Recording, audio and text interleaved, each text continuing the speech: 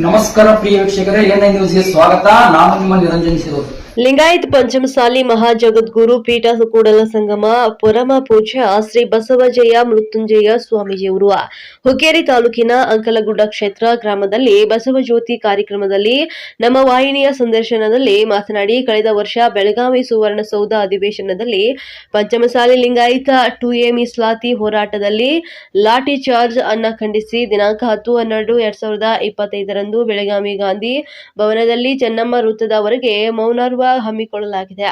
ಆದ ಕಾರಣ ಹೆಚ್ಚಿನ ಸಂಖ್ಯೆಯಲ್ಲಿ ಸಮಸ್ತ ಪಂಚಮಸಾಲಿ ಬಾಂಧವರು ಹೋರಾಟದಲ್ಲಿ ಆಗಮಿಸಬೇಕು ಅಂತ ರಾಜ್ಯಾದ್ಯಂತ ಕರೆಯನ್ನು ನೀಡಿದ್ದಾರೆ. ವರದಿ ನಿರಂಜನ್ ಶಿರೂರ್, ಎನ್ಐ ನ್ಯೂಸ್, ಬೆಳಗಾವಿ.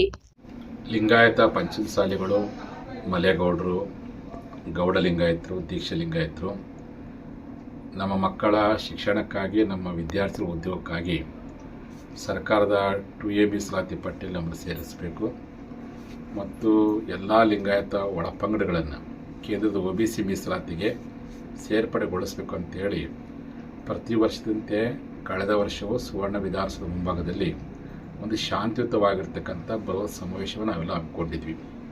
ಆ ಸಮಾವೇಶ ಮುಗಿಸ್ಕೊಂಡು ಮುಖ್ಯಮಂತ್ರಿ ಬಳಿಗೆ ಮನವಿ ಪತ್ರ ಕೊಡಲಿಕ್ಕೋಸ್ಕರವಾಗಿ ರಾಷ್ಟ್ರೀಯ ಹೆದ್ದಾರಿಗೆ ಬಂದ ತಕ್ಷಣ ನಮ್ಮ ಸರ್ಕಾರ ನಮ್ಮ ಹೋರಾಟವನ್ನು ಹತ್ತಿಕ್ಕಬೇಕನ್ನೋ ಉದ್ದೇಶಕ್ಕೋಸ್ಕರವಾಗಿ ಅಮಾಯಕ ಪೊಲೀಸರಿಗೆ ಕುಮ್ಮಕ್ಕು ಕೊಟ್ಟು ನಮ್ಮ ಮೇಲೆ ಮಾರಣಾಂತಿಕವಾದಂಥ ದೌರ್ಜನ್ಯವನ್ನು ಮಾಡ್ತು.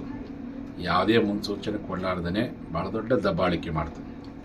ಅದನ್ನು ನೋಡಿದಂತಹ ನಮ್ಮ ಜನ, ಲಕ್ಷಾಂತರ ಪಂಚಮಸಾಲಿಗಳು ಕಣ್ಣಲ್ಲಿ ನೀರು ಬಂತು. ನೂರಾರು ಜನರು ಈಗಲೂ ಸಹ ತಮ್ಮ ಪ್ರಾಣದ ಜೊತೆಯಲ್ಲಿ ಇವತ್ತು ಬದುಕನ್ನು ಮಾಡ್ತಿದ್ದಾರೆ. ಸಾವಿರಾರು ಜನರು ಕೈಕಾಲು ಮುರ್ಕೊಂಡು ಹೊಡೆದು. ಈ ಘಟನೆ ಕರ್ನಾಟಕದ ಇತಿಹಾಸದಲ್ಲಿ ಲಿಂಗಾಯತರ ಮೇಲೆ ಮೊದಲ ಬಾರಿಗೆ ಆಗಿರ್ತಕ್ಕಂಥ ನೋವಿನ ಘಟನೆ. ಇದು ನಮ್ಮ ಸ್ವಾಭಿಮಾನಕ್ಕೆ ಧಕ್ಕೆ ಬಂದಿರತಕ್ಕಂಥ ಘಟನೆ. ಆ ಕಾರಣಕ್ಕೋಸ್ಕರವಾಗಿ ಮತ್ತೆ ಇದೇ ಡಿಸೆಂಬರ್ 10ನೇ ತಾರೀಕು ಅದೇ ಬೆಳಗಾವಿಯಲ್ಲಿ ಒಂದು ದಿನದ ಮಟ್ಟಿಗೆ ಆ ದಿನವನ್ನು ನಾವೆಲ್ಲರೂ ಸಹ ಲಿಂಗಾಯತರ ಮೇಲಿನ ದೌರ್ಜನ್ಯ ದಿನ ಅಂತೇಳಿ ಆಚರಣೆ ಮಾಡ್ತಿದ್ದೀವಿ.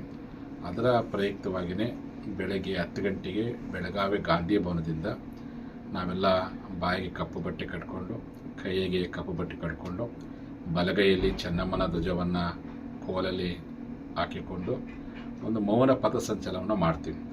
ಮೌನ ಪಥಸಂಚಲನ ಮೂಲಕವಾಗಿ ಸರ್ಕಾರಕ್ಕೆ ಒಂದು ಸಂದೇಶ ಕೊಡ್ತೀವಿ. ನೀವು ಎಷ್ಟೇ ಹೊಡೆದು, ಎಷ್ಟೇ ನಮಗೆ ಹತ್ತಿಕ್ಕೋ ಪ್ರಯತ್ನ ಮಾಡಿ, ನಾವು ಹೋರಾಟ ಜೀವಂತವಾಗಿದೆ, ನ್ಯಾಯ ಪಡೆಯವರೆಗೂ ಹೋರಾಟ ಮಾಡ್ತೀವಿ. ಕಪ್ಪು ಬಟ್ಟೆಯ ಉದ್ದೇಶ ನೀವು ಮಾಡಿರ್ತಕ್ಕಂಥದ್ದು ಖಂಡನೀಯವಾಗಿರ್ತಕ್ಕಂಥದ್ದು.